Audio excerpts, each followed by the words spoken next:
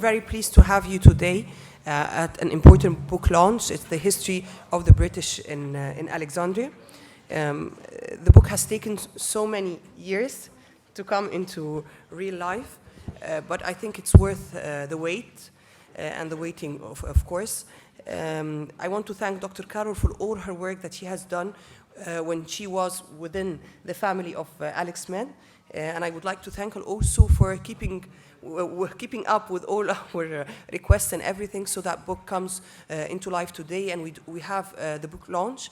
I mean, the Alex Med was always about revisiting the past and examining the present, as well as thinking about the future. And I think this book represents what it means to revisit the past, and we're thankful for that. And I would like also to thank my colleague, Engineer Mayit Tabakh, because during her directorship of the Alex Med, she was able to push this project into life as well. And I would like to thank all, of course, my colleagues in the Alex Med, especially Engineer Mohammed Al-Awad. He's the Deputy Director now of the Alex Med, Mrs. Sabrina and Shayma Al-Far, everybody who has worked to put this gathering together. Thank you very much. And thank you, of course, to Professor Ahmed Zayed for supporting the library as a whole and the academic research sector especially, and with all the publications and with all the production and the events and everything going on within the sector. So thank you very much. I hope you'll have a very fruitful and very interesting book launch. And I don't want to take much of your time. Please join me in welcoming His Excellency Professor Ahmed Zayed to the stage for his opening speech. Thank you very much.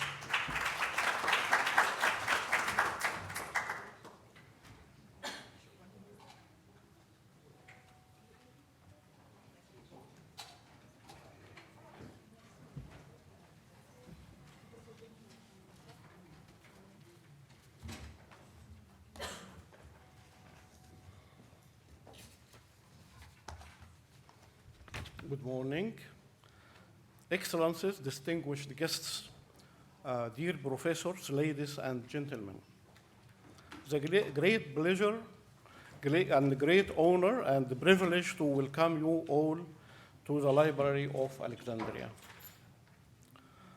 It is also a pleasure to welcome Mr. Matthew Lever, First Secretary at the British Embassy in Egypt, and Mr. Christopher Larter, British Honorary Consul in Alexandria, both attending on behalf of His Excellency Ambassador Grace Bailey. We are gathered today on a special occasion.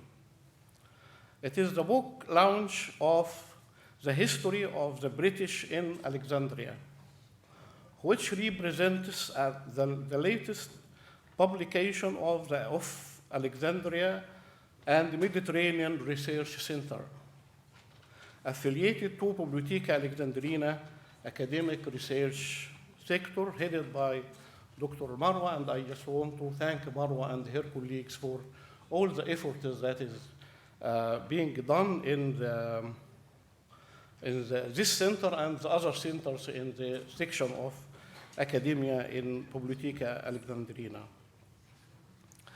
I am pleased to welcome the book author, Dr. Károl Iscoffi. For many years, Dr. Iscoffi has been an active and valuable member of the Alex Med family. During such affiliation, she was able to produce the publication we are celebrating today. Alexandria was born as a great city. Its old library and lighthouse always remain a symbol of enlightenment and science. It attracted scholars and merchants from far ancient times. And during the 19th and early 20th century, it once again became a magnet for foreigners in search of wealth and opportunity. Alexandria and the Mediterranean Research Center was established to document Alexandria's diverse past, to provide multidisciplinary studies of Alexandria across time, and to promote its cultural role and heritage through diverse channels. It is dedicated to shedding light upon its cosmopolitan nature and the values of openness and tolerance it once exemplified. And it is still exemplifying this kind of openness and tolerance. It is also focused on the uniqueness of its ties with the Mediterranean region. The History of the British in Alexandria book is an important intellectual production and embodies the mission of Alexandria and the Mediterranean Research Center. The book recounts the history of the British presence in Alexandria, beginning with early travelers, merchants, and pilgrims who came to the city, followed by the gradual establishment of a community under Muhammad Ali and his descendants.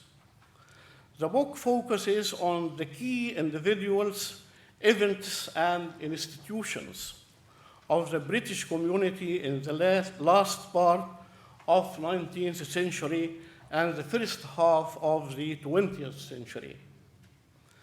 I hope all our audience will be able to read the book, and I am certain that we will enjoy Dr. Carol Iscoffi's presentation about the book. And I hope that the book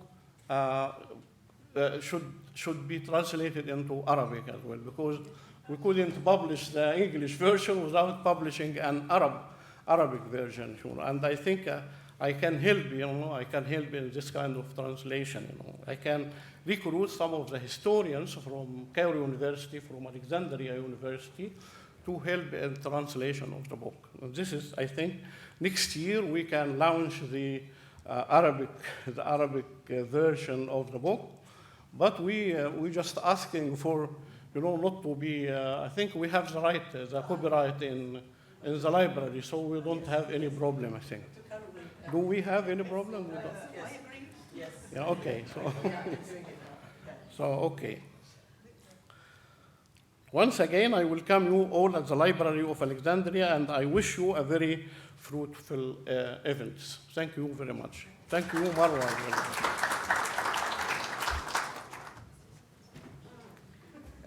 Well, I'm pleased to welcome, on behalf of His Excellency Ambassador Garth Bailey, a speech by Mr. Matthew Lever, First Secretary at the British Embassy in Cairo. And I hope, as this book presented the past, that this would be an opening to more collaboration with the Embassy towards the future. Please join me in welcoming him.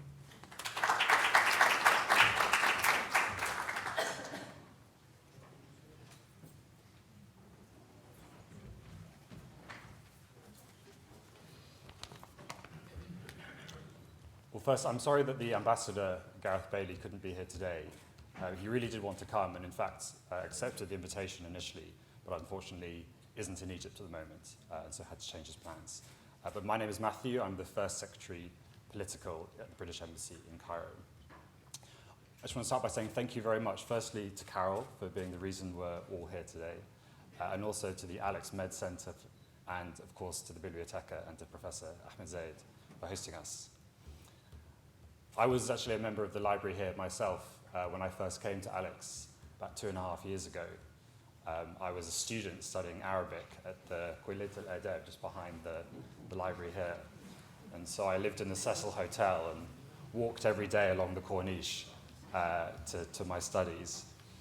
And I completely fell in love with Alex, to be honest. Not just the Nasim and al-Bahar and the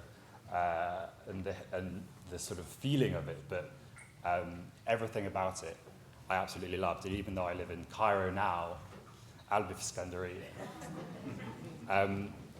Also, the feeling of history here, I think, is what I really loved about it. It's palpable. You can see it and you can feel it everywhere. It's layers, sometimes literal layers upon layers upon layers of history. And it was fascinating being here and trying to learn a bit more about it. Everything from visiting the catacombs and the citadel to reading I remember reading André Aciman's reflections of his childhood as an Italian family here between the interwar period. And so I was horrified, as you can imagine, to read about the bombardment of Alexandria in 1882 as one of the British influences here. But luckily, as we'll find out, there are many, many others. In terms of history, I'm a big believer that it's the first rule of diplomacy should be to know your history, both good and bad. Not just because it's interesting, but because it explains so much about the world and about the relationship between different countries, the alliances, the suspicions, the friendship, trust. It's also important to know your history, especially if you're British. We're a traveling people, and we've had quite an effect on the world, both good and bad, again. And so if we don't know our history, then certainly other people around the world do. So as a British diplomat who loves Alexandria, I'm very excited to be here. I'm very excited to get a copy of the book and look forward to reading all the other parts of the fantastic and the myriad ways in which the British helped constitute the identity of Alexandria. Right up until the present day community, and we have our honorary consul Chris here as a representative of the British community in Alex now, as well as Carol, an excellent example, and many others who contribute to the cultural, artistic life of this fantastic city. So thank you for having me.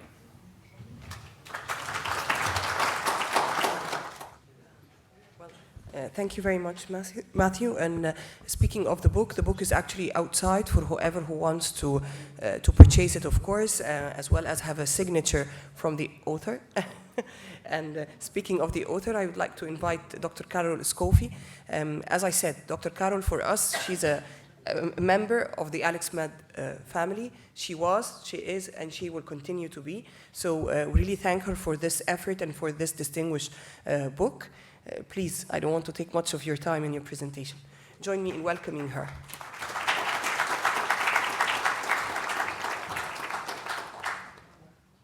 Okay.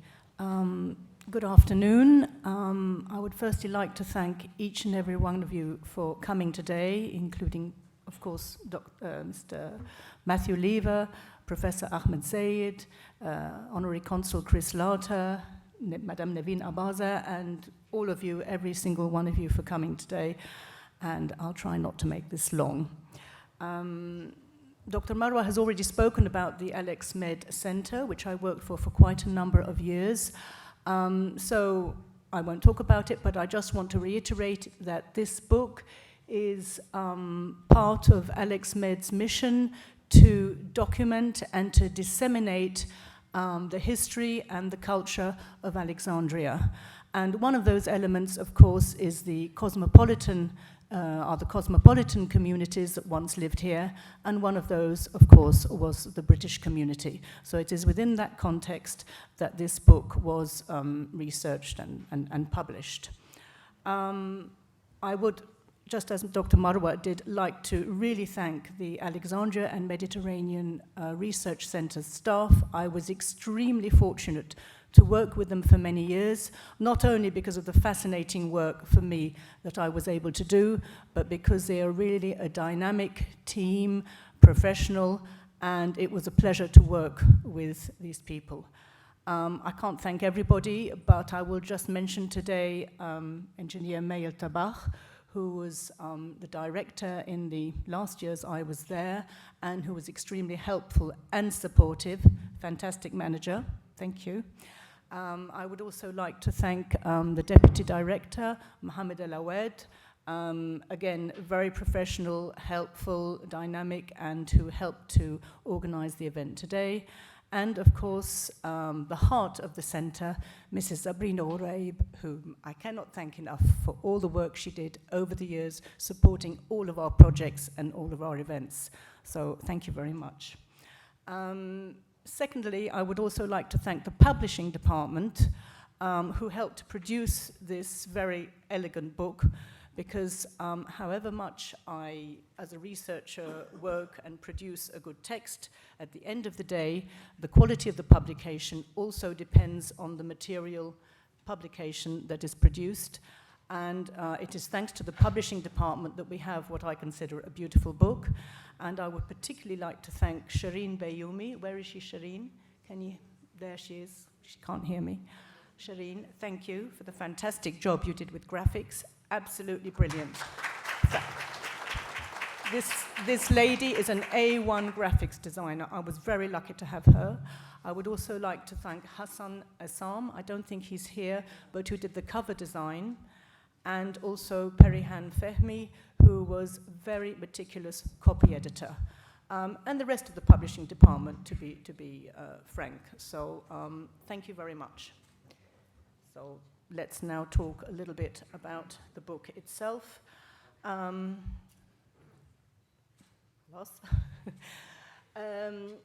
would just like to mention this map. This map, which is actually on the cover and inside the book, is by Henry Salt. It was done in 1809, before he became consul in Egypt. He was passing through. And it's quite an interesting map, but you probably can't see on this. But in 1809, the consulates were here. If you see inside the book, there are flags on these buildings, and there is also the British consul's house indicated here. This is 1809. So this is before the building of the Great Square and all the modern Frank European city, which we know. Right. Just a brief overview of the contents. Today I am going to concentrate just on a couple of chapters. الميكروفون مش حلو مش كده. Okay, I'm sorry. Okay, أنا آسفة. Just to give you a general overview of the book, although I intend to concentrate just on 2 chapters, because I don't want to bore you to death. So, as you can see from the contents, the book covers a very long period, starting in, as Dr. Ahmed Zayed said himself, this is the medieval era. The first date I have is from the 12th century, 1165, evidence of British people in Alexandria. Then, evidently here, we have this very short period when the French arrived and the British. Both were trying to find the route to India. And so they met in Abu Qir Bay, as we know, and I'm sure you know a lot about that history, but I have gone into it in quite a lot of detail with explanations of facts which you may not know.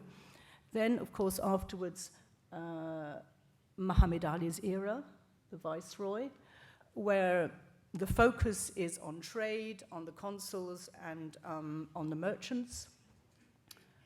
Gradually, here we have a build-up of the foreign communities, and of course a key factor here is again trade and the economy. I devoted a whole chapter to the unfortunate, to say the least, riots and bombardment of 1882. I'm not going to talk about that today because you can read the book, but I spent hours and hours on a website which is called the Hansard website, which is the British government website which writes down every single word that is said in the government of Britain from way back. So I spent ages finding out what happened, why, who agreed, who disagreed, what was the reaction in Britain, what was happening in Egypt. So this is quite a detailed chapter of events which you have heard of but may not know so much in detail. Afterwards, this chapter here I have called a veiled protectorate because in actual fact Egypt was still part of the Ottoman Empire, so officially the rulers were Ottoman from Turkey, but because obviously there was an important British military presence and the British consul of the time was extremely powerful, so it wasn't a protectorate, but it was sort of almost a protectorate, if you like. So that's why I have named the chapter A Veiled Protectorate. Then we have the 20th century, period covering World War I and the interwar period. World War I again, when there were many foreign troops here, including British, and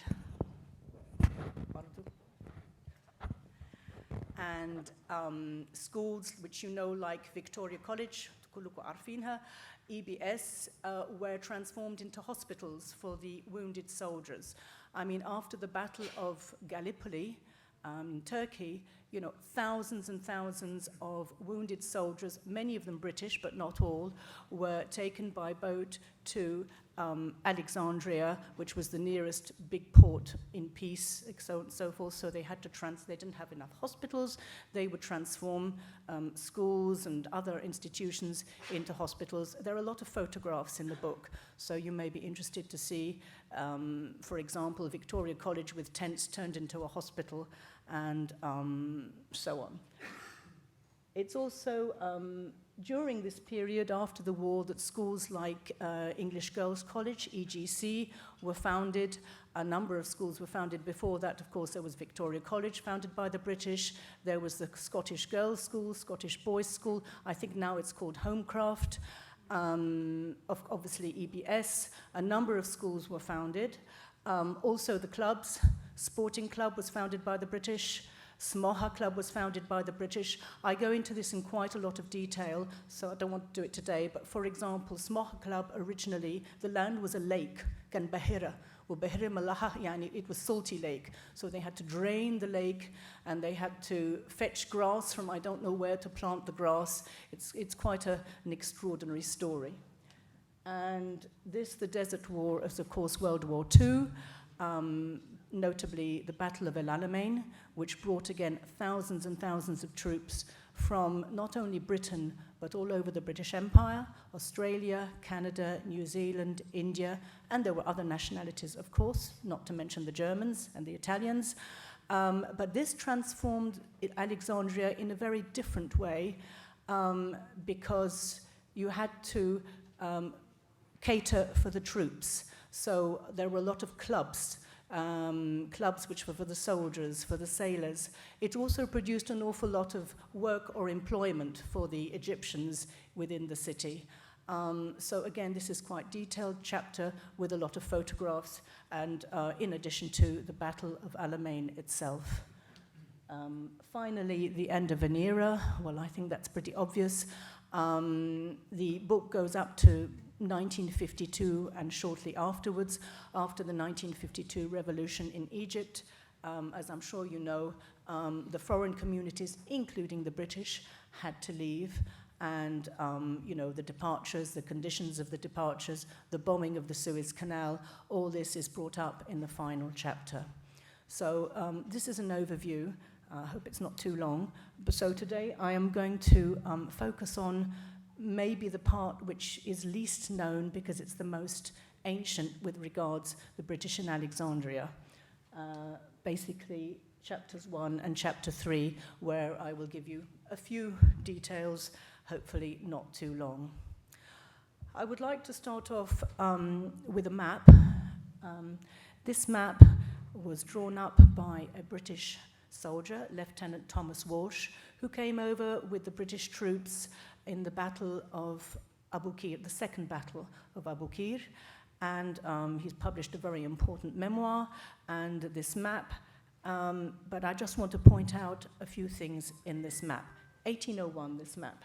Now, Alexandria here, you can see that the walls are still intact. There are regular towers around the walls. These are the ancient walls built by the Mamluks, and they are still there at this time in 1801. But where are people living? Where are the houses?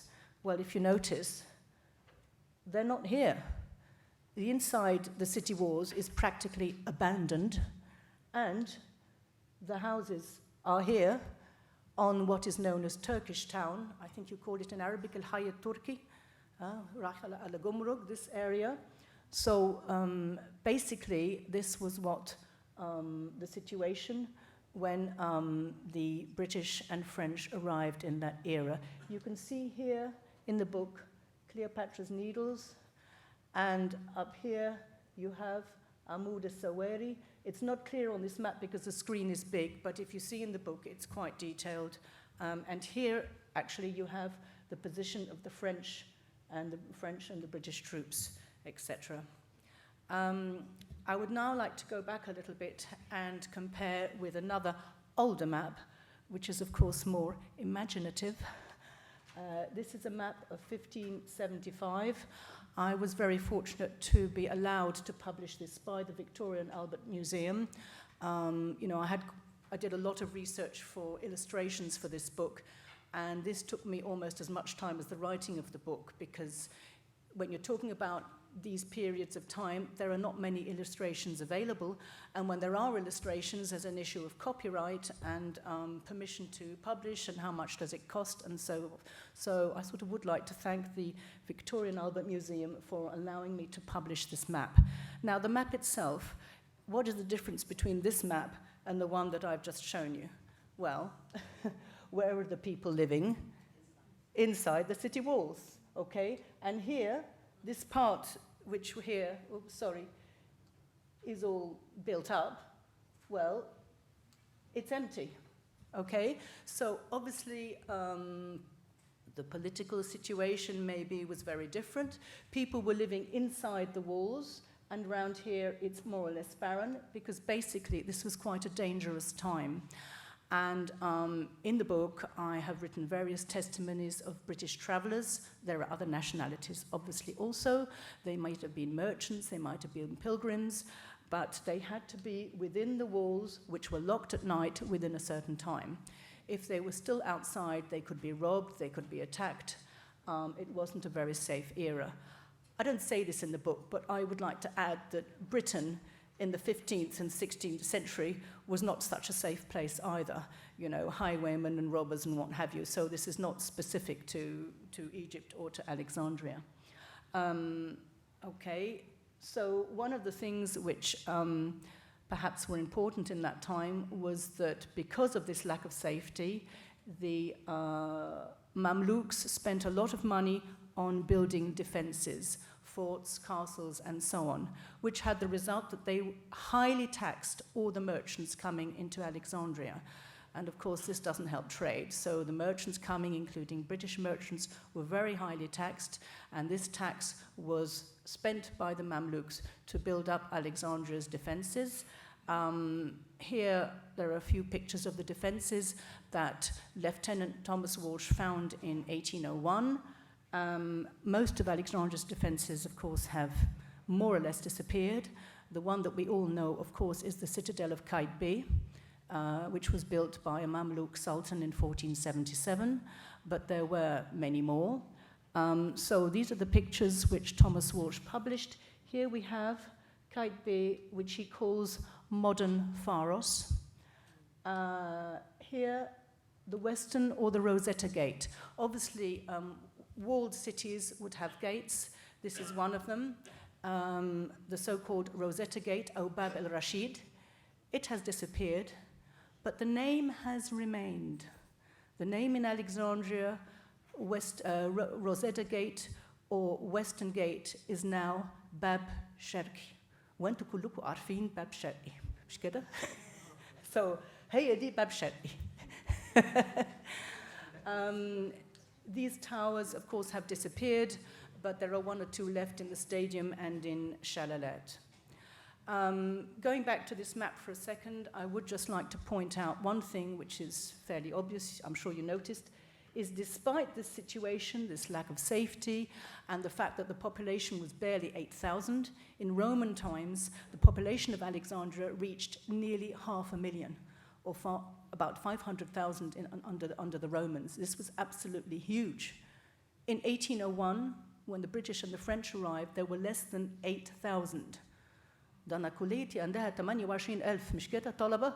طيب إسكندرية كان 8,000 بحال. So, but comparing that, look at the shipping. Very, very dynamic port.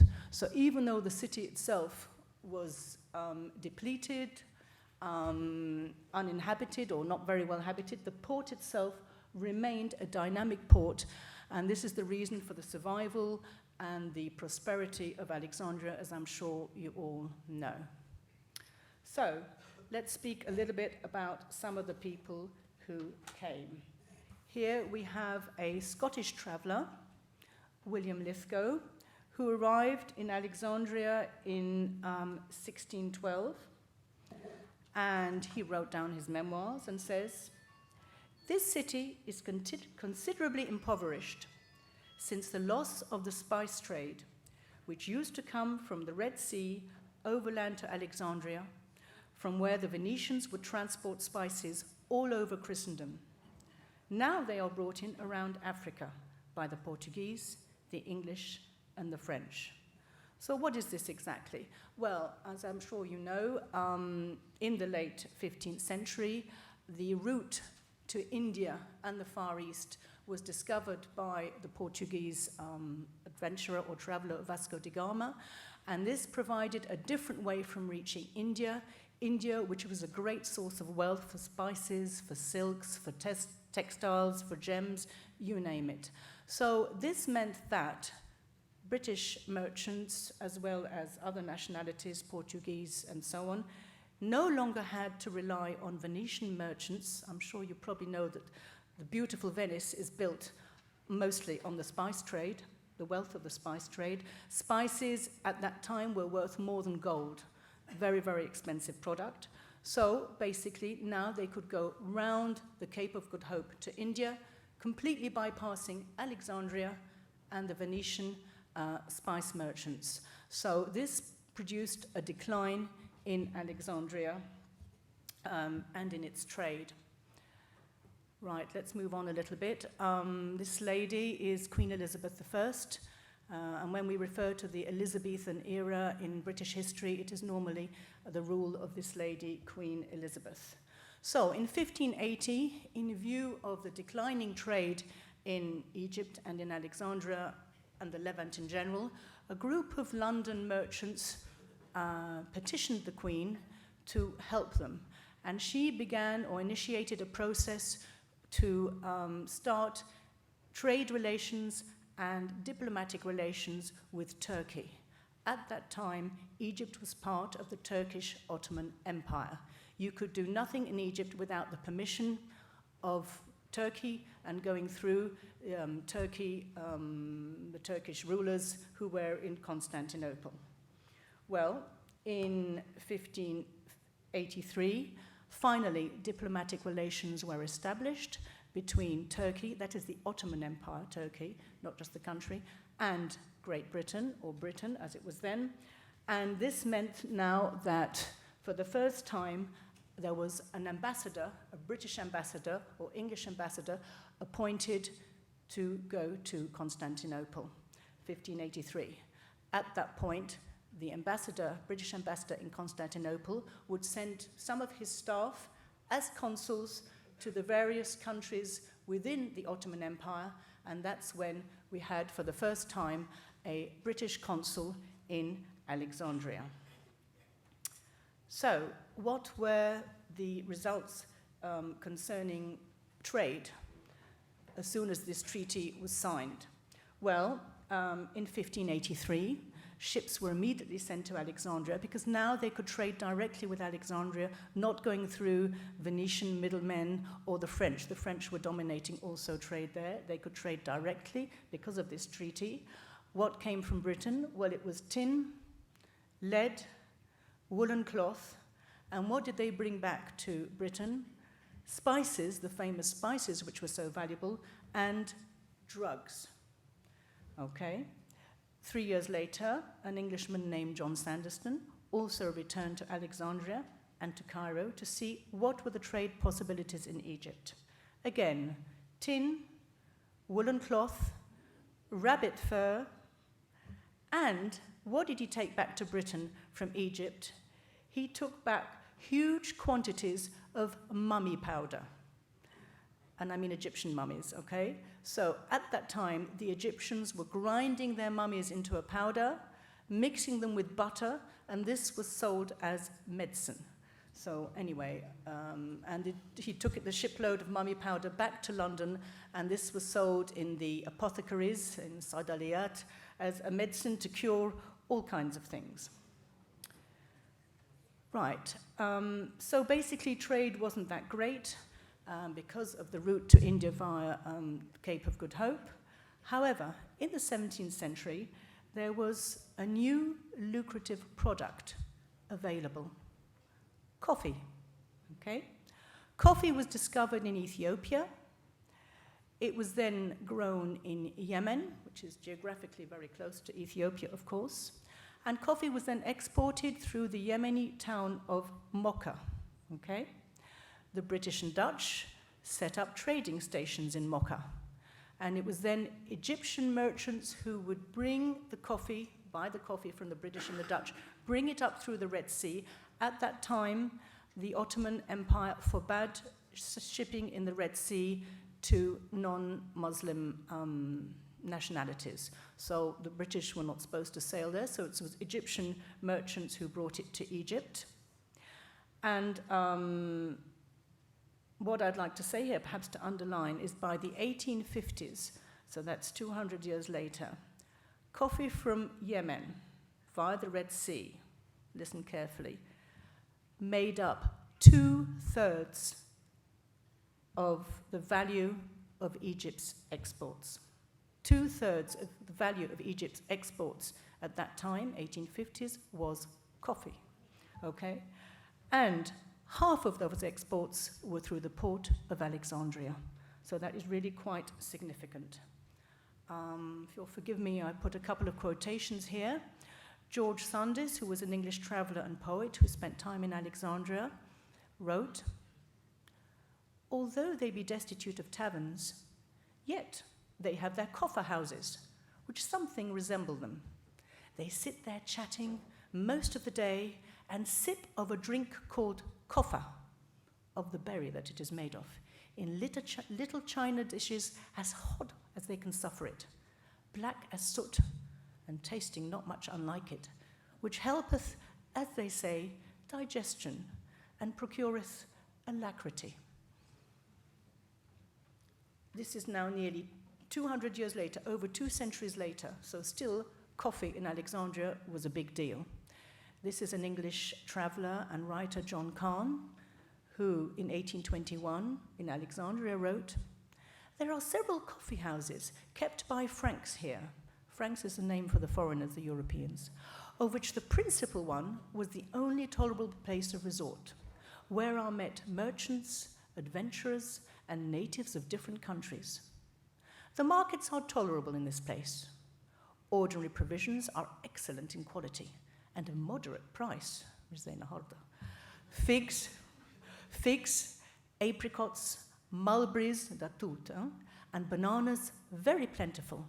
Also ices, gelati, every evening in the Italian coffee houses, to which large cargoes of snow are annually imported from Candia. So can you imagine at that time in the coffee houses in Alexandria where the foreign merchants would meet and relax and so on, they wanted to eat ice cream, which they were used to eating back home.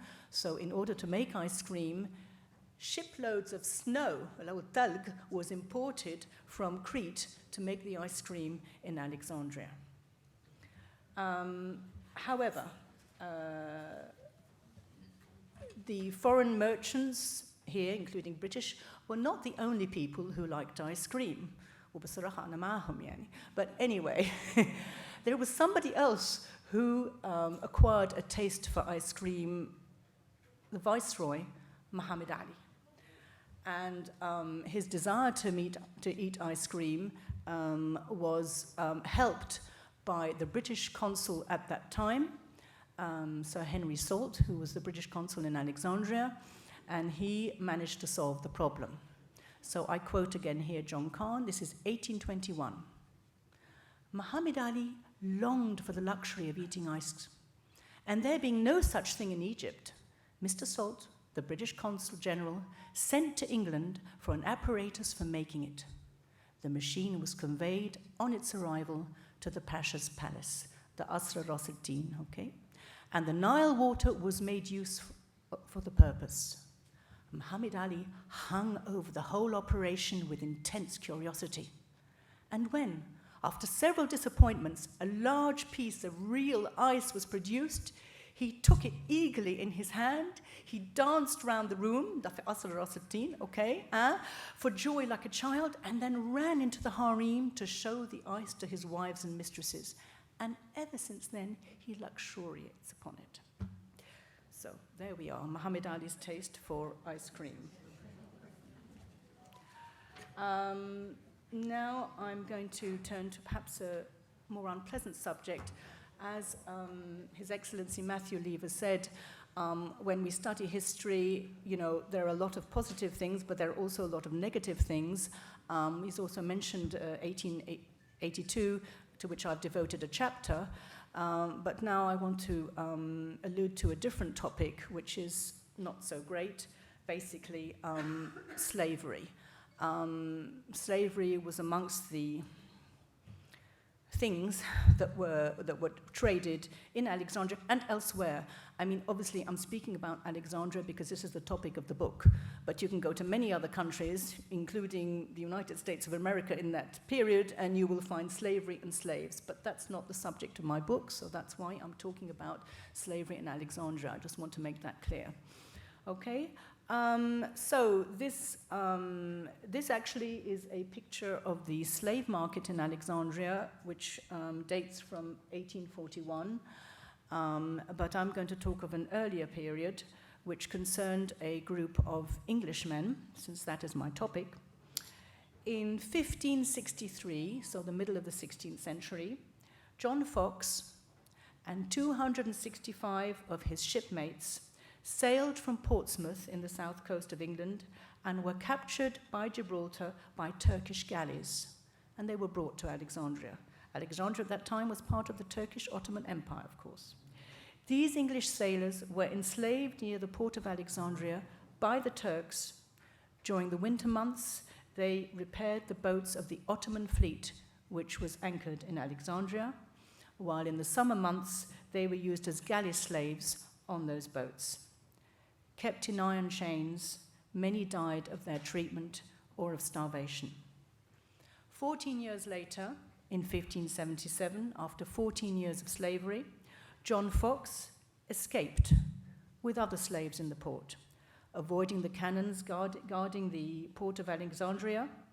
Of those slaves who escaped, there were 26 Spaniards, 35 Portuguese, 23 Poles from Poland, 39 Greeks, but only 3 Englishmen who had survived from the 266 who were captured in 1563 off the coast of Gibraltar. There are other things about slavery in the book, either as witnesses or people who witnessed slavery. Women were also brought from the Greek islands to go into the harems and what have you. I'm not going to go into that today, but I have to mention slavery because it's nothing compared to the spice trade, but it was an element at that time. Another reason which brought English people to Alexandria of their own will was pilgrimage. Alexandria at that time was on one of the routes to pilgrimage in Jerusalem. So, for example, we have in 1392, so that's the 14th century, Sir Thomas Swinburne from England, who arrived in Alexandria on a Venetian ship. He spent 10 days in Alexandria before continuing his trip to Jerusalem. And in Alexandria, he visited the holy sites. What were the holy sites in Alexandria? Well, I'll tell you. He visited 2 marble columns where, apparently, St. Catherine was said to have been martyrized. Now, I presume, and maybe others presume, that these 2 marble columns have nothing to do with St. Catherine, but are actually Cleopatra's Needles, a pair of obelisks, which I will talk about in a minute. Another site which he visited, which had a holy character, was a tall marble column outside the city walls. Again, I presume this is Pompey's Pillar, or what is known in Arabic as Amud el-Sawari. Let's talk a little bit about a few people coming from Britain And one of the things I'd like to mention is that many of them, especially in the early days, came dressed in Oriental dress for a variety of reasons. So here we have the Reverend Richard Pocock in Oriental costume. He came in 1737. I say quite a bit about him in the book. And here, this quotation, if you'll forgive me for reading, another gentleman from Britain, Sir James Haynes, in 1765, describes how he and his colleague removed their European clothes and put on Turkish clothes. Let me just read. No Frank wears his own country dress. Mr. F.H. and myself have had our hair cut off, thrown aside our European garments, clothed ourselves like Turks, and, in order to be quite complete, have been letting our whiskers grow ever since we left Smyrna. I find these garments rather troublesome at present, particularly when I go upstairs with anything in my hands, as I then tread on the bottom of my caftan. The next morning, after my metamorphosing, I was obliged to get one to assist me in dressing, but I can now do it easily myself. I am now free of many articles I used before this mutation: buckles, stockings, garters, sleeve buttons, ruffles, socks, cravats, hats, greatcoats, and walking sticks, all gone. So obviously, although they adopted Turkish, what they call Turkish costume for reasons possibly of safety, of blending in actual fact, when it was all done, they were very happy to wear this Turkish clothes. Ladies also would be dressed in Oriental costume. This is Jane Malthus, who was the wife of a British merchant and one-time Consul General George Baldwin. This is the late 18th century, and this is apparently what was referred to as Eastern dress. You can see her turban. I don't know how accurate the costume is. Much later, in 1861, when actually a lot of people were wearing their own costume in Alexandria, you didn't have to wear Oriental clothing. However, here we have Janet Ross, who chose or preferred to wear Turkish dress. I'm sorry, the quality of the picture is not great, but it is actually a photograph she published with her memoirs. And I'd like to read a couple of quotations. There's a lot about this lady in the book, who's quite an extraordinary character, but I'll just read briefly. In January 1861, I landed at Alexandria, my new home. From the steamer, we drove through part of the native bazaars, which enchanted me, but my heart sank when we got into the European quarter, like a 10th-rate French provincial town. That's her view of things. And then a quotation to her mother. Oh, how you will love Egypt, my dear mother. It is so exactly like our dear Arabian Nights. Only the Europeans spoil it. Arabian Nights, طبعاً ده ألف ليلة وليلة. So, in a way, this epitomizes perhaps a certain outlook which was increasing in the 17th and 18th and 19th century of everything Oriental is wonderful and mysterious and so on and so forth, and you can see this epitomized in this lady. As I say, there's a lot about her in the book. She was quite a character. Another person I'll mention briefly, who is obviously known, is the British Orientalist and translator Edward Lane.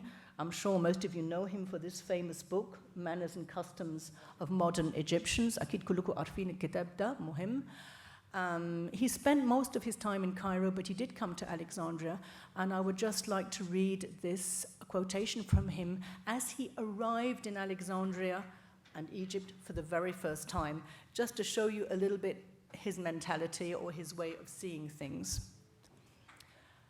As I approached the shore, I felt like an Eastern bridegroom about to lift up the veil of his bride and to see, for the first time, the features which were to charm or disappoint or disgust him.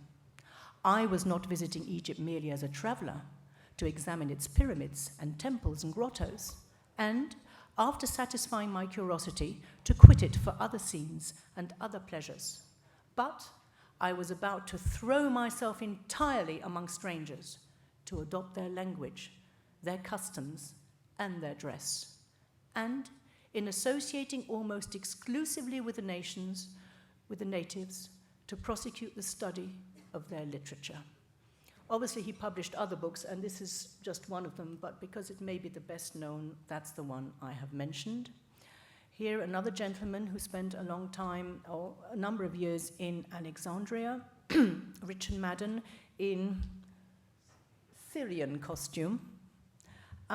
He was a physician, tabib, and he stayed in Alexandria from 1825 to 27. He returned in 1840, and if you look at the two texts, it's quite interesting to see how in 13 years or 14 years, how much had changed. So he was also quite a good source of information for my book.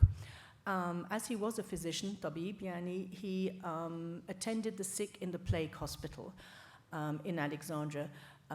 There were many plague epidemics. Plague, ta'un, okay.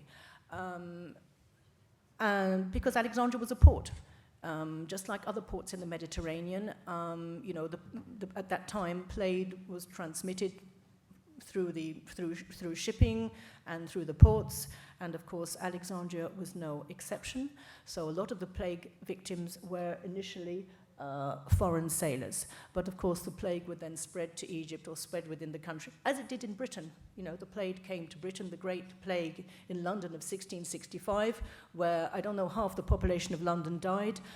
This was not specific to Egypt or Alexandria at all, but I just thought I would mention it because it was quite important, and the measures of quarantine which they tried to do, which were pretty ineffective, did affect life in the city. Another gentleman you may have heard of, again in some form of Oriental costume, is the famous Orientalist Richard Burton. Richard Burton translated 1001 Nights. I think it's the first أول ترجمة بالإنجليزي من ألف ليلة وليلة بتهيالي, Richard Burton.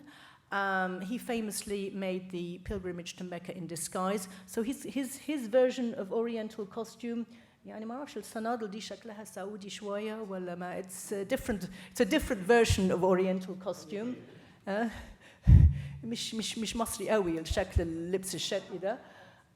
Anyway, he came to Alexandria in 1853, disguised as an Arab, or as a Muslim, I don't know how you want to say, and he would walk around Alexandria speaking only Arabic, and according to him, everybody took him for an Arab. أنا والله بلي 40 سنة هنا وبرضه حضرتك منين, you know. But anyway, apparently he managed to fool everybody that he كان ابن البلد. So where did he stay? He stayed in the house of the British consul at the time, who was John Wilfield Larking, who had a villa, as you can see here. I was very lucky to find this rare illustration. This villa or house called the Sycamores was along the Mahmoudiya Canal. I would just like to say this is now the middle of the 19th century, and the British who settled here, not the people passing through, will begin to build their own houses in their own style, according to their tastes, and so on and so forth. And there were two areas in particular where they would build houses. One is along the Mahmoudiya Canal, which at that time was a very chic area, you know, big villas with big gardens. There are descriptions of this in the book. And the other area was in Ramle, the area east of Alexandria, which now is Ibrahimiya, Sidi Bish, Rujdi, والأماكن دي كلها. That was just Raml. It was sand. That's why it's called Ramle. And they would build themselves rather fanciful houses in this area. Another interest of some British people who came here was a search of the ancient city. I mean, Alexandria, as Dr. Ahmed Zaid said, is a mythical, legendary city with a fantastic and unique history, and famous for its library, its forests, and so on. So some of the British travelers who came were in search of this. They would look for the sites. They didn't find very much, but they did find some things. But I have put a couple of quotations here just to show you some of the reactions. Here we have a quotation from John Montague, 4th Earl of Sandwich, an aristocrat who came in the late the early, 18th century. The Earl of Sandwich, wealthy gentleman, was coming here on what is known as the Grand Tour, or le Grand Tour, which was a custom of wealthy aristocrats, men at that time, particularly British, who would tour around Greece and Rome and Italy and the Middle East, and in this case, Egypt. This is a bit off the subject, but I would just like to mention, for the non-British here, this gentleman is supposed to have invented the sandwich. وانتو بتشتروا ساندويتش جبنة وساندويتش فول وساندويتش ما بعرفش ايه الاسم الساندويتش ده جاي من اسم الرجل ده. Okay? I know British people probably know that. So this is Mr. Sandwich, if you like. Anyway, to return to Alexandria, he wrote, several persons erroneously imagined the city walls to have belonged to the ancient and original Alexandria, which supposition might very easily be disproved, it being plain from the many broken pillars of porphyry, of granite, and such like rich materials inserted in these coarse structures that they were built out of the ruins of the first city. So, again, there are several other quotations of a similar ilk. I'm not going to read them today to bore you, but this is something that happened not only in Egypt, ancient ruins, Roman or Greek or whatever.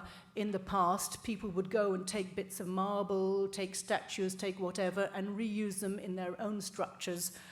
This was not unique to Alexandria. Here we have an engraving of Alexandria from 1821. Again, the traveler John Kahn, whom I've mentioned. And so this is Alexandria. As you can see, it's fairly bare. It's not very built up. Although if you look here still, many ships, obviously the port continued to be the lifeblood of Alexandria. But my purpose in showing you this picture is slightly different. The British travelers who came, who had some time to spend, who would want to see the ancient sites of the legendary city, would go to their consul and ask for his help, and the consul was obliged, or kindly obliged, to provide them with transport, which in those days was mules and donkeys, because non-Muslims were not allowed to ride horses. Don't ask me why, I don't really know, but that's the case. So they would hire mules or donkeys. They would have somebody called a dragoman. A dragoman was a translator and a guide, and I think it's linked to the Arabic word ترجمة أو مترجم. dragoman مترجم. أنا أعتقد في علاقة بين الكلمات دي. And they would also have a janissary, and off they'd go and visit the sites. So if I can just show you here, this couple. Here we have quite clearly a lady in European dress with her bonnet, a gentleman also in European dress with his hat. Here we have somebody pulling the mules. They are on mules or donkeys. This would be the dragoman and mutargim or al-murshid. And here you have a gentleman with them with a stick. You can't see the stick very clearly on this. So that, if you want, a couple going out to visit the different sites in Alexandria. And I have many testimonies of this kind of activity. Here, John Barker, who was a diplomat, who was a British consul at about that time, got quite tired by this and wrote, British travellers give me an immense deal of trouble and sometimes waste the consul's precious time in some very extravagant whim. His house in Alexandria was always full of gentlemen and ladies travelling up the Nile, going to Mount Sinai and going to Palestine. So the daily life of a consul in Alexandria at that time, helping out the British travellers. So what were the monuments which they would go and see? Well, here you have what is called today Amud al-Sawari, or Pompey's Pillar, of course erroneously named. It had nothing to do with Pompey. And this, again, quite rare drawing which I found, dates from 1803, so very early. And what is happening here? Well, you have a naval commander, so a sailor, called John Shortland, who has climbed up Pompey's pillar, and there he is. And if you notice, there are several sailors in this drawing. Here, here, and here. So it became a kind of amusement to climb up Pompey's pillar, and there is even testimony of one lady who managed to do it. Another kind of monument that was also very popular to visit were the famous Cleopatra's Needles, the two obelisks. These obelisks, of course, are ancient Egyptian, and they came from Heliopolis, and they were in front of the Temple of the Sun and dedicated Tutmos the third, I think, over 3,500 years old. So what are they doing in Alexandria? As I'm sure many of you know, when the Romans came to Egypt, and Egypt was a Roman colony, they would bring Roman monuments like sphinxes and obelisks and statues up to Alexandria and decorate different areas in Alexandria with these ancient Egyptian artifacts. Alexandria is just over 2,000 years old. These obelisks are 3,500 years old. Okay? So, anyway, these obelisks were brought and positioned by the Romans in front of a Roman temple known as the Caesareum. This temple disappeared long ago, but the obelisks remained. You have one obelisk lying down, which fell during the big earthquake of 1301. This was when the Pharos was destroyed also, but it's not broken. And here you have the second one. Do you know where they are today? Anybody know? They are Anglo-Saxon. Both are Anglo-Saxon. One in Britain and the other in America. بالضبط والله. دي في لندن and دي في نيويورك. بس أنا مش هتكلم على الأمريكان، أنا مش دعوة. So I'm just going to talk about the one that went to Britain and explain the story. I would just like to point out, however, the artist. David Roberts was a Scottish artist, painter, who came to Egypt in 1838, 1839. He made many drawings and paintings of Egyptian artifacts and sites with the intention of making lithographs and selling them back in Britain, because in Britain, Egypt was the fashion. There was something called Egyptomania, or Egyptomanie. I'm sure you've all heard of Egyptomania. It's still there, actually. So, you know, paintings and lithographs of Egyptian artifacts and historical sites were very popular, and he could sell them for good money. So anyway, this is the one he made in Alexandria of the two obelisks. Now, the obelisk lying down had been offered to the British by the Egyptian government in 1803. Why was it offered to the British by the Egyptian government? To thank the British for getting rid of the French. Okay? Nothing happened. The British didn't take it. It was left there. And then in 1820, Muhammad Ali, by now he was ruling Egypt, offered it to the British again. This time to thank the British, or to thank King George IV, I think it was, for sending his ship back and for presents and so on that he sent to Muhammad Ali. So again, it was for thanking the British for something else by Muhammad Ali. The obelisk still stayed there for many years in its place. In the meantime, in 1831, the French obtained the obelisk in front of the Temple of Luxor. Today, that obelisk is in Paris, in the Place de la Concorde. So this was 1831.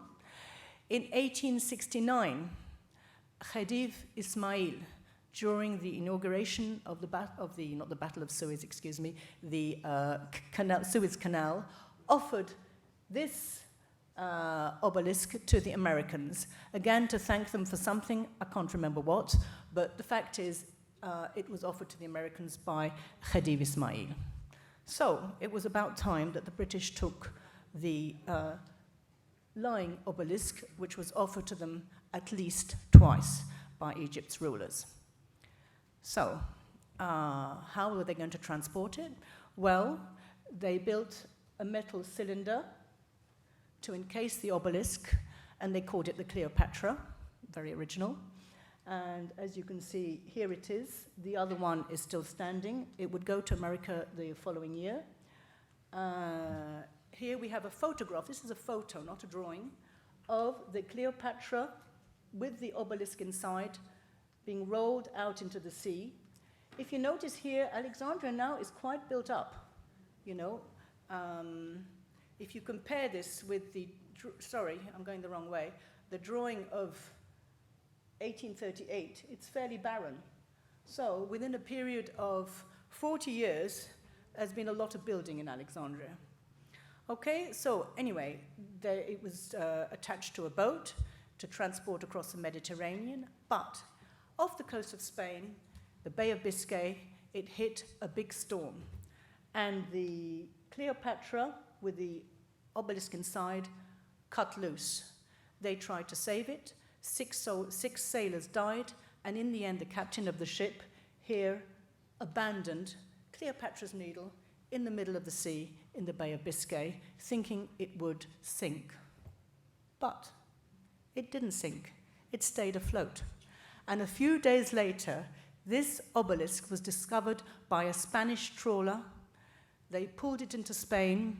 It was repaired, and a Scottish ship, I think I have the details in the book, but I'm not going to bore you with the details now, tugged it all the way to London.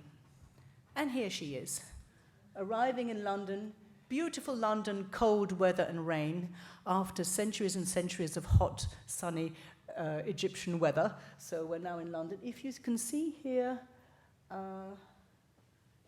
here we have Big Ben. Can you see Big Ben? And here, the British Houses of Parliament, Parlement, البريطاني, okay? And here is Cleopatra's Needle arriving. A big ceremony occurred in 1878 to welcome and inaugurate this ancient obelisk. And I would just like to finish with something that is not in the book. This isn't in the book. This book is about history. But I thought I would show you a photo of where she is today. Maybe you've seen her in London, maybe you haven't. But anyway, here is Cleopatra's Needle, who dates from 3,500 years from the Temple of the Sun in Heliopolis. She then spent 1,800 years in Alexandria, and now she has been 1.5 centuries in London. And of course, the British added a couple of British sphinxes. So there we are.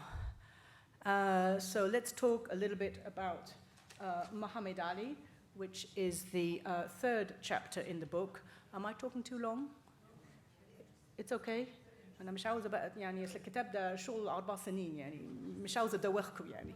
So anyway, of course, you know who Muhammad Ali is, and I'm sure you know a lot about him, but I do want to make a few points. Muhammad Ali من الأول, he was Albanian, of course. He was not actually neither Egyptian nor Turkish. He had planned to take power and to rule Egypt, and if possible, to form a dynasty and to form an empire. How did he finally seize power? Well, at that time, although Egypt was officially an Ottoman colony, if you like, or an Ottoman province, there was still a very strong presence of the Mamluks who ruled in Egypt for nearly 3 centuries. And it was very, very chaotic. So, what did Muhammad Ali do? In 1811, he invited all the Mamluks to the citadel of Salahuddin in Cairo. I'm sure you know this story. And they were officially celebrating his son Toussaint, who was going to go to Saudi Arabia to tackle the Wahhabis and so on. This was the official reason. But in actual fact, when the Mamluks arrived, the gates were locked, and his own personal Albanian troops massacred the Mamluks. They were all slaughtered. And in the days that followed, there was fighting in Cairo and elsewhere as they continued to slaughter the Mamluks. So that was the end of the power of the Mamluks in Egypt.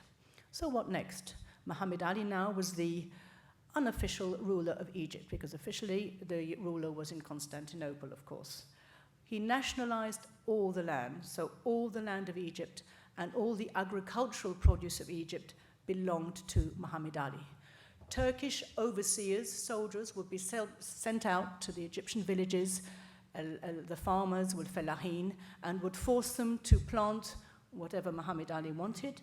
They had to sell whatever they grew back to the state at a low price, and then Muhammad Ali would then sell this at a higher price to the European merchants, including British, and it was with this money that he was able to, or that he wanted to, create his dynasty, develop Egypt, and so on and so forth. So I've just put one quotation here, but there are several, and this is the nicest one. He is very fond of Europeans and has engaged a great many in his service. His interest as a merchant has rendered the protection of the Franks a necessary duty. So this gentleman was no fool. I just remind you, Franks is the word that was used at that time for Europeans. Talk a little bit about cotton here.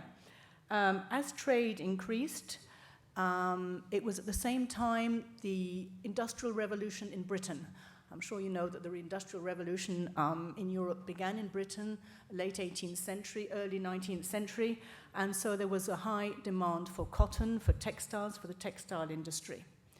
Now, a key factor here is in 1821, a British merchant who had settled in Alexandria, Samuel Briggs, took a shipment of specific type of cotton, Muhammad Ali's long staple Jumal cotton, okay, it's a certain kind of cotton. He took the shipment to Britain, to Lancashire in the Midlands, to the Lancashire cotton mills.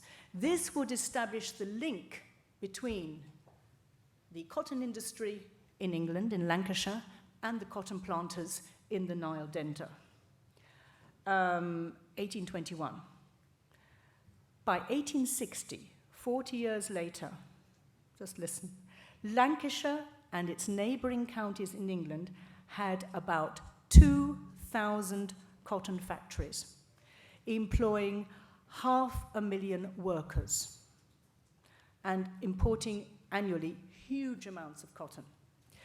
Manchester, the city of Manchester, was even nicknamed Cottonopolis. There was so much cotton, and the cotton industry played such a key role. On the world stage, however, the main producer of cotton was America. At that time, it was not the United States, it was the Confederate States of America. They produced cotton using slave labor as a cash crop. So just to mention, there are slaves elsewhere, okay? The second big producer was India. And this was particularly under the influence of the British East India Company. I talk a lot about the East India Company in the book, but not today. And that was also a major supplier. But Egypt's share of the cotton trade on the world market was increasing. Then disaster struck. In 1861, the American Civil War, okay? It broke out between the northern states of America and the southern states of America. And the northern states blocked the ports of the southern states, preventing the exportation of American cotton to Europe and to Britain. The prices of cotton in the world soared, and cotton became very, very expensive. Okay? Sorry, where am I? This increased, of course, the importation of raw cotton from India and from Egypt, but this was not sufficient for the 2,000 cotton mills in Lancashire and the 500,000 English people, men, women, and children, working in very poor conditions in the cotton mills of Lancashire. So there was a cotton shortage. And in Britain, this led to famine. People were starving in this area, okay? Cotton famine, it's known as the cotton famine in England. The cotton famine broke out in 1861. There were bread riots, muzakharat, I don't know if you call it that, and thousands of families in England were facing starvation. In Egypt, however, didn't have that problem. There was a cotton boom. They couldn't produce enough. Cotton now was very expensive, luxury goods, and so on. So this was very good for Egypt and Alexandria, even if it was a disaster for Lancashire and the cotton mills. So anyway, I do talk about that in the book. I won't say any more. I would just mention briefly a number of institutions were founded in Alexandria by British and by other nationalities. One of them I'd like to mention is the Sanitary Board, which was founded in 1831, and this was due to plague was not the only epidemic, there was the cholera. Cholera, I don't know what cholera is in Arabic. Cholera, oh, sakhaba. Okay. Cholera there was a very big cholera epidemic in Egypt in 1831. The population of Egypt was about 3.5 million, and 150,000 people died. Okay, so it's not only in Alexandria. So at that time in Alexandria, again, it's a port, the Sanitary Board, or in French, Intendant Sanitaire, was founded. It was administered by Europeans on the European model, and the president of this Sanitary Board, or Intendant Sanitaire, was the British consul John Barker. John Barker, if you remember, was the gentleman who was complaining about all these British travellers who were bothering him. Okay? They were, however, unable to stop the epidemic in 1831 in Alexandria, and there were about 100 people dying daily. But in 1832, the Sanitary Board built a lazaretto. A lazaretto, they use the Italian word, is a hospital used for epidemics. هي نفس الكلمة بالعربي ما بعرفش يمكن lazaretto. هتشوفوا تقريبا يعني. Anyway, the lazaretto no longer exists, okay? But the name was Arabicized, and lazaretto gave the word Azarita. And although lazaretto has disappeared, the area in Alexandria where it was to this day is called Azarita, or اسم Azarita جاي من lazaretto. Okay, so it's like باب شركي, الباب مش موجودة, راحت من زمان, بس الاسم فضلت. يعني, if you see what I mean. Okay, I'd like to speak about a few individuals who came, some of the families, because this book is not only about the British globally and about trade, but it's also about individuals, and sometimes I follow this through several generations. So, for example, we have here the Rowlett family, or the family of Mary Rowlett, whose book is fascinating, if you can get hold of a copy. 5 generations of a British family in Egypt spanning 130 years. Mary Rowlett was the 5th generation of this family, and she left Egypt, I don't know, in the 1930s. Anyway, let's see who her family was. Her great-great-grandfather, John Friend, was a merchant. He came in the 1820s. He was a merchant, particularly buying Egyptian grain from Muhammad Ali and selling it on to the British forces. The British forces at this time were based in the Mediterranean in Malta. Malta had become British, okay? His son, Sidney Terry, was an employee of a very successful firm of merchants in Alexandria, Briggs & Co. I've already mentioned Samuel Briggs, I think, who was very close to Muhammad Ali. He was the one who took the sample of cotton to Lancashire, so a key person in the British community at that time. So Sidney Terry worked for this company. His son, Arthur Rowlett, worked in the Bank of Egypt in Alexandria. I'll talk a little bit more about him. And then I mentioned here 2 of his sons, Sir Frederick Rowlett, so we're going through 4 generations. Sir Frederick Rowlett became the governor of the National Bank of Egypt, Bank al-Markaz al-Masri, I think it's called.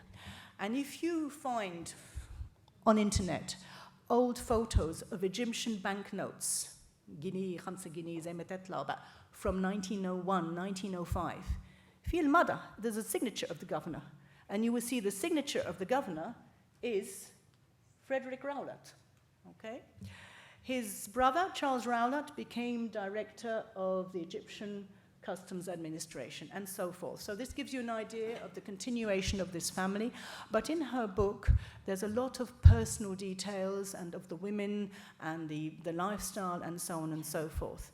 For those of you, the Brits here, who watch BBC, there is a reporter on the BBC called Justin Rowlett. Yeah? He's from this family. He's, I think, a great-great-nephew or something. So, at that time, still, a lot of the British were living in Alexandria during the winter, and in the summer months, they would go out and camp in tents in Ramleh. So here, for example, Bail Sinjin, traveler and writer. Half the European population sometimes goes out to encamp in tents on Ramleh during the hot summer months. While Mary Rowlett, whose family I've just described to you, writes, during winter, all Europeans lived in a special quarter in Alexandria, and the gates were shut, locked at night.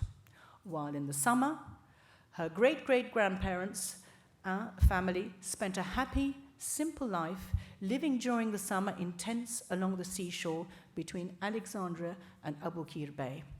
There are also descriptions in the book of the British people camping in Ramleh would come across uniforms and buttons and even graves of soldiers who had fought in Abu Qir Bay in 1798 and in 1801. There was nowhere to bury them. They died in the battles, and so they would find this in the sand dunes in Ramleh. There are some descriptions.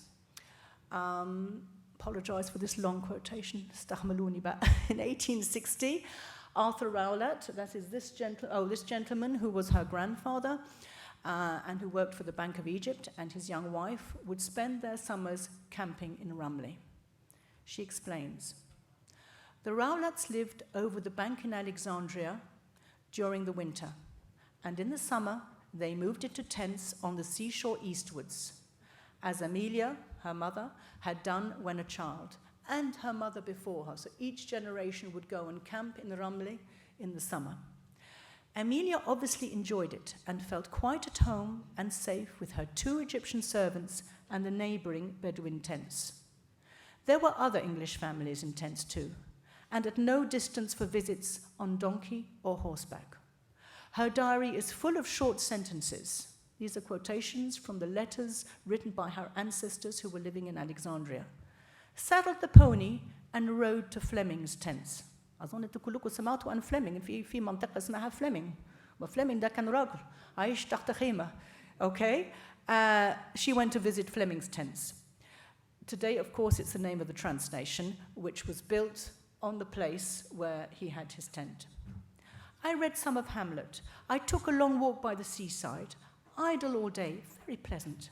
I worked at Arthur's flannel jacket, bathed, read Shakespeare, went down to the sea by moonlight, read Hebrews, bathed in the morning, and caught 37 shrimps for Arthur's tea. So this is the kind of lifestyle she was living.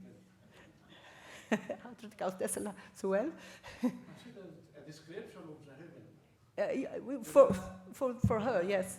Yes. And there's lots of descriptions like these in these books. And as I say, I don't want to bore you too much, but it's, hey. I think it's clear, this one, when Karl Marx wrote about the communist society, which doesn't exist at all. Yeah. Yes. So a man can work in anything, read, cook, and work, working as a fisherman, Indeed. as a farmer. Indeed. Yeah. Do what he wants. Yes, indeed. Thank you. I'll just add another photo. This photo is not in the book because I don't have the copyright for it, but I can show it to you in a PowerPoint. It's just to show you that Ramleh at this time, the Bedouin was still living in Ramleh. And the British and other nationalities, when they got tired of living in tents, later on, they started building houses where their tents had been, just like Fleming. I mentioned you, Fleming. So here you have, obviously, a house or villa that's been built. I don't know who the owner is. I don't know if it's British, maybe not. But right next to a Bedouin tent in Ramleh. And it was still a very bare period at that time. So I would just like to read this quotation, which shows you a little bit the relationship between the Arab Bedouin camping in Ramleh and the English merchants or British merchants and other merchants who were building these fancy houses. So I'll just read the quotation. Every morning, the Bedouin women would bring their dairy cows or their goats round to each villa, where a maidservant would be waiting expectantly at the garden gate to buy the daily supply of fresh milk. So it's a very different lifestyle from what we know. Another thing, quotation which I haven't put that, is that there was a very high mortality rate. I'm sure the high mortality rate was throughout Egypt, and it was throughout England as well. I mean, health and medicine is not what it is today. So the Rowlett family, which was camping out in Ramleh, you know, they had 7 children, 4 survived, and 3 died. So in actual fact, when I visited the old British cemetery in Shatbi, في 2 مقابر, I found quite a lot of tombs of young children and even babies, including 2 tombs of babies with the name Rowlett. So there was a very high mortality rate. But this brings me to another subject, the problem of burial.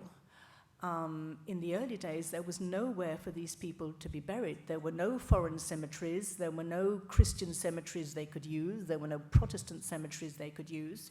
So in 1827, when Henry Salt, who was the British consul at that time, I talk a lot about him in the book, but I'll pass it today. When he died, he was buried in his garden. There is his tomb, and this was part of the garden was walled in, and this was a cemetery. I just want to say this is an extremely rare photograph I found by chance in the British archives. I spent days in the British archives in Kew in London. It's a treasure of information if anybody wants to research into the British in Egypt or elsewhere.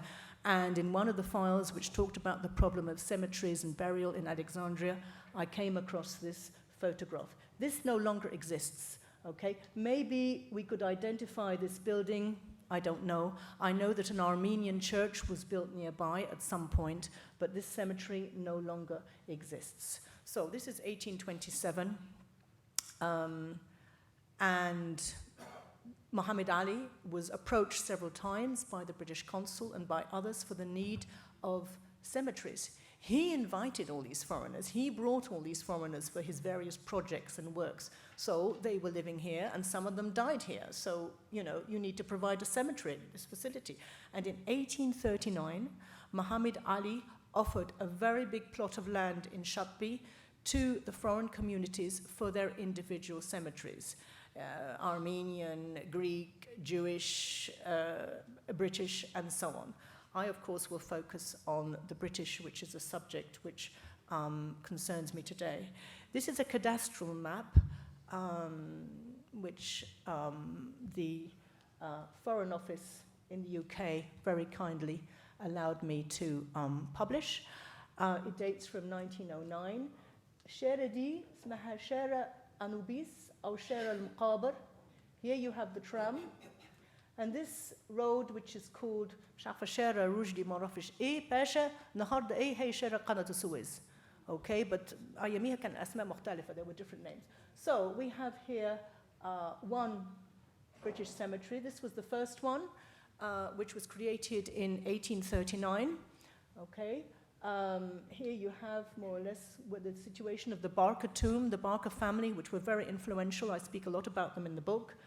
But in 1882, I'm not talking about that chapter today, but the fact that there were so many troops and so many soldiers here meant that there was a lot of need for burials, and this was not sufficient. So part of the cemetery here was given up to British soldiers and sailors who came, but it wasn't enough. So again, they implied to the rulers, the Egyptian government, it was no longer Muhammad Ali, who offered or gave another plot of land, which is here, okay, and this is the second British cemetery in that area.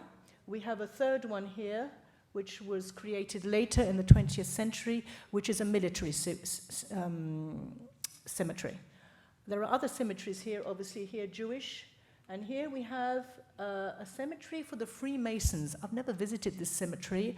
I don't know if you can get in, but I would be quite curious one day to visit a Freemasons cemetery. I do talk about the Freemasons in the book a little bit, but it was not easy to find information about them.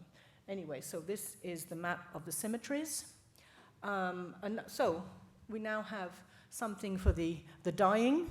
Another thing which was needed, of course, was a place of worship. At that time, Egypt was part of the Ottoman Empire, and the Ottoman authorities forbade the building of new churches within their empire. So that meant that if they wanted a church or a chapel, they had to do it in a room inside the British consulate. And this was throughout the Ottoman Empire, okay? So Muhammad Ali was approached several times. Finally, in, I think it's 1849, he offered a piece of land 1839, excuse me, to the British on the big square, ميدان محمد علي أو Place des Consuls أو النهارده بيقولوا عليها ميدان منشية باين. This is the church, I'm sure you've all seen it, but this is an old lithograph. The architect, British architect James Wilde, had spent a long time in Egypt with Orientalists and was very influenced by Oriental or Islamic architecture. And as you can see, and I'm sure you know it, there are a lot of details here which are copying or imitating traditional Islamic architecture. And you can't see here, but there are here like quotations or calligraphy in English, of course, but it's imitating a little bit, if you like, the Arabic calligraphy that you can find in mosques. So that's for this church. Muhammad Ali gave the land to the British on condition, for a church, on condition that he was not told what they would do with it, because the authorities in Turkey would not have allowed him to do this. Okay, so anyway, they built their church. A big ceremony was held for the inauguration of this church. Consuls attended, important people attended, Muhammad Ali's personal guard attended, but Muhammad Ali didn't come, he didn't know anything about it. However, at this time, a lot of British people were living out in Ramleh. It was a long way to go to church all the way into town. So they got together a few years later and built this small church in Ramleh, di Gambastanli Bay, okay? And يعني الناس اللي هناك لقبوها الكنيسة الإنجليزي. ما أعرفش لغاية دلوقتي بيسموها الكنيسة الإنجليزي ولا لا. But this small church is in Stanley Bay, next to the bridge. Of course, this area was barren, on land which was donated by a British merchant. Okay, so what of transport? At this time, there were an awful lot of people coming to Alexandria who were going on the way to India. Alexandria was still a stopping place for the route to India, just as it had been in the days of Napoleon and the Battle of Abu Qir and so on and so forth. It was the route to India. Every year at this time, I have the data, about 6,000 people would come to Alexandria, and they would then start their journey to Cairo and then across the desert to Suez, and from Suez they would take boats down the Red Sea and round to India. It was a long, difficult, and dangerous journey. So a few pictures here. This is not Alexandria, this is one of the desert stations which were built on the route between Alexandria and Suez. So you had British companies and others who would set up these desert stations. ومش بالضبط زي ماستر يعني حاجة تانية خالص. And so the British travelers who were going to India would use these desert stations as they crossed the desert. Here again, this is Alexandria, the port of Alexandria. You have the advance guard and baggage of the Royal Artillery landing in Alexandria en route for India. So this was, if you like, the British Army or the British soldiers who were coming to Alexandria with the intention of going on to India. I'll talk a little bit about another lady who played an important role. I would just like to say, ladies here, that there's an awful lot of the documentation was from British women who came to Alexandria. Maybe their husbands were busy doing business, so the ladies took their time and wrote, I don't know, but there's an awful lot of documentation which was published by British ladies who were here. This is Mabel Kayard, A Lifetime in Egypt. Lifetime in Egypt is actually a lifetime in Alexandria. Okay? She came as a 10-year-old or 11-year-old girl with her father, Alfred Kayard, who was the head of the postal service here, okay, and wrote a lot about her experiences. And one of the things she wrote about, which I will just read to you, is how the tram stations found their name. I don't know if you know this story, but anyway, this is Alexandria. 1882 is the earliest drawing or picture I found of the tram stations. Okay? But what I'm talking about is earlier. It's about 10 years earlier.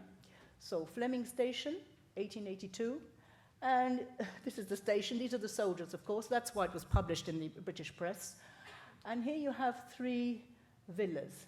And she will tell us the story of how this station got its name and who these villas belong to. I quote, the railway, because it was a railway, it wasn't a tram at that time, it was a train, divided the suburb into districts. The suburb is Rumley, okay? That took the names of the stations on the line, on the railway line.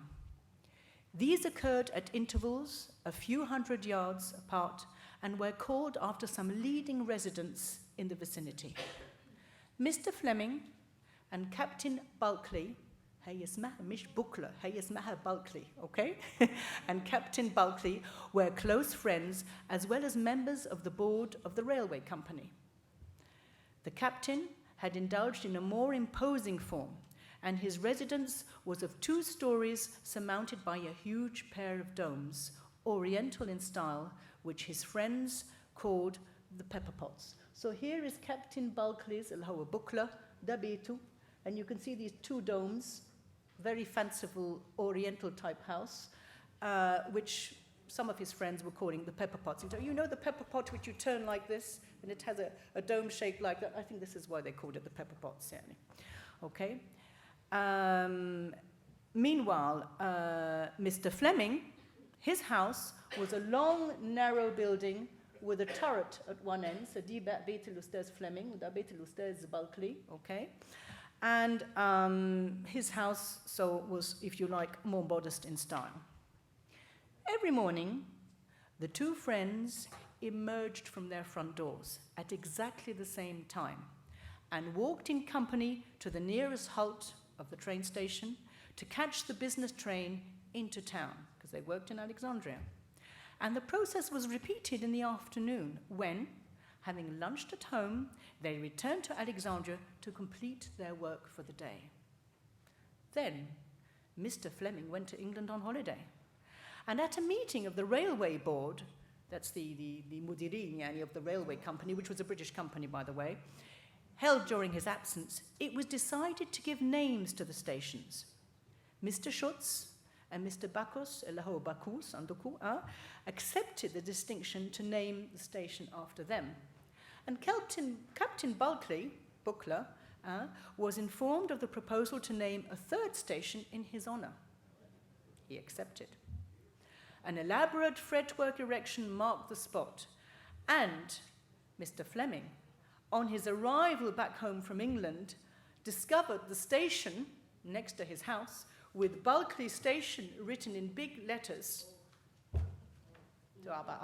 Reaction, okay?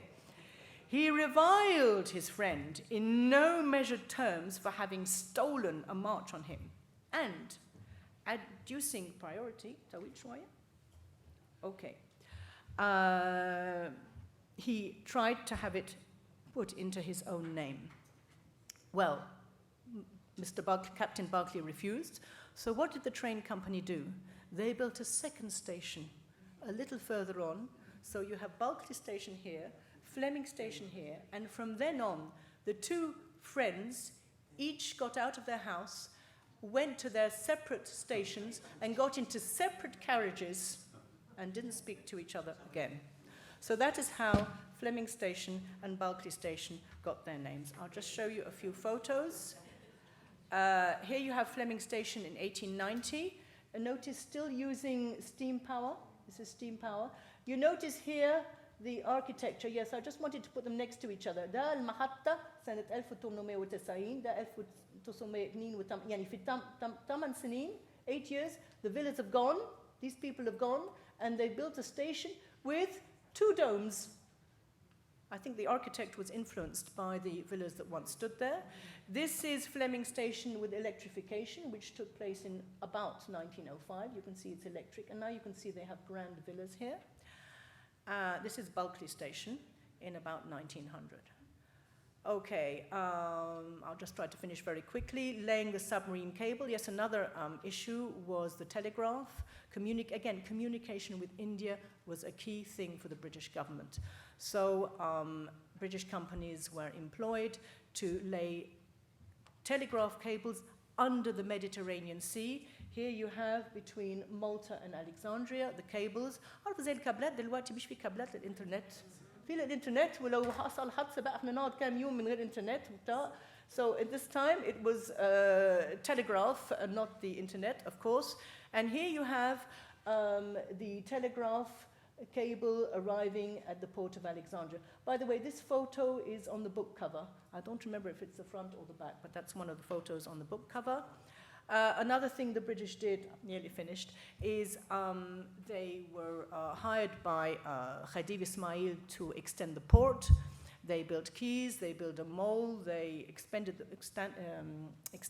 the harbor of Alexandria in several ways. So here you have a new breakwater, of course, and here you have the laying of the foundation stone by شايفينه؟ مين ده؟ خديب إسماعيل. Okay, yeah, Khedive Ismail, laying the foundation stone in the harbor with, here you have all the Orientals, and here you have the British or the foreign, all attending this event, and all the shipping, which shows you how important this port remained. And this photo is also, this drawing, it's not a photo, is also on the book cover. I don't know the front or the back. الدخل, okay, just so you know. They're inside the book, obviously, with explanation, but they are, again, I thank Hassan Essam for his wonderful design. Later on in the book, I will talk about Khedive Ismail and his spending. He wanted to turn Cairo into Paris. He was building palaces everywhere, and basically he made Egypt completely bankrupt. And this would provoke a lot of financial problems and borrowing and debt, which would eventually, through different reasons, end in the 1882 riots and bombardment. Okay, the last photo, آخر حاجة. I thought I would show you this painting if you haven't seen it. Again, this is by the Scottish painter David Roberts, who came to Alexandria in 1838, 1839, and painted a lot of things in Egypt to sell back in England. This is a historical meeting. This is Asr Rasatin Palace. Here you have, of course, a very elderly, old, Muhammad Ali, okay? And here you have the 3 British people. Here, the consul, Campbell. He was the gentleman who negotiated the land for building of the church in Midan Muhammad Ali, or Midan Manshia. And here he is meeting, he would regularly meet with Muhammad Ali, who, as I said, liked foreigners and encouraged his relationship with them.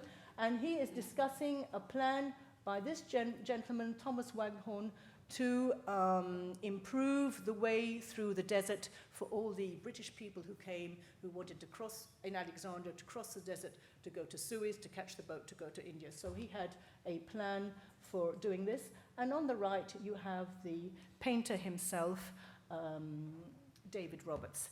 And this event took place on the 12th of May, 1839. And thank you very much for putting up and listening to me.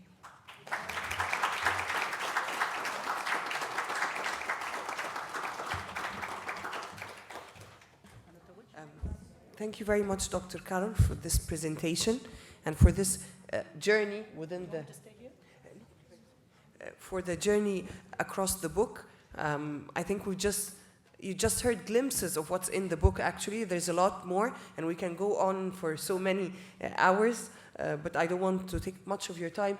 Dr. Károl is available outside with the book. If you want to steer up any discussions, if you want to have a copy, of course, of the book, we would like to thank her very much, and thank again our colleagues at the AlexMed for this production, and for all departments at the library who contributed to this book coming to life.